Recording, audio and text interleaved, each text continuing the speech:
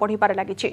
ए परिस्थिति में 5 राज्यर विधानसभा निर्वाचन और ओडिशा रे पंचायत निर्वाचन केमिति हेबो सने भिन्न मत प्रकाश पाइछि। बिजेडी नेत्री प्रमिला मल्लिक कहछन्ती यूपी रे संक्रमण बढ़ुछि, तेणु आग उत्तर प्रदेश रे निर्वाचन बंद हो पर ओडिशार कथा हेबा। सेपरि बीजेपी नेता खारवेल स्वाई कहछन्ती संक्रमण अधिक बढ़ुछि, तेणु सामयिक भाव में किछि मास पई पंचायत और विधानसभा निर्वाचन बंद हो, कारण कोरोना नियम लागू हेले भी केही नियम मानिबे नाही। कांग्रेस नेता पंचानन कानून को कहते द्वितीय लहर बेले संक्रमण अधिक व्यापीला। एही समय पश्चिमबंग निर्वाचन होता सेतबले केही कोरोना नियम मानु नथिले। एबे यूपी रे विधानसभा निर्वाचन पई बड़ बड़ रैली होउछि आ ओडिसा रे मध्ये पंचायत निर्वाचन पई बड़ समावेश होउछि, तेणु सामयिक भाव में निर्वाचन बंद हो। सेबरे स्वास्थ्य विशेषज्ञ डाक्टर निरोज मिश्र कहते निर्वाचन हेले हाई रिस्क रहिबो संक्रमण, तो निर्वाचन 2 मास घुंचेबा दरकार।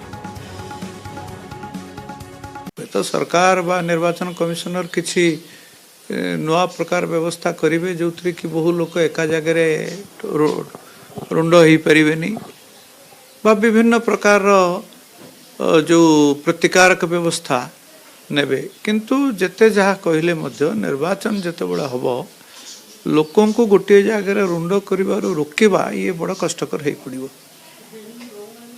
जहाँ कहले भी लोक मानवे नहीं, कारण निर्वाचन कथा हूँ अलग, से बहु स्वार्थ जड़ित थाए।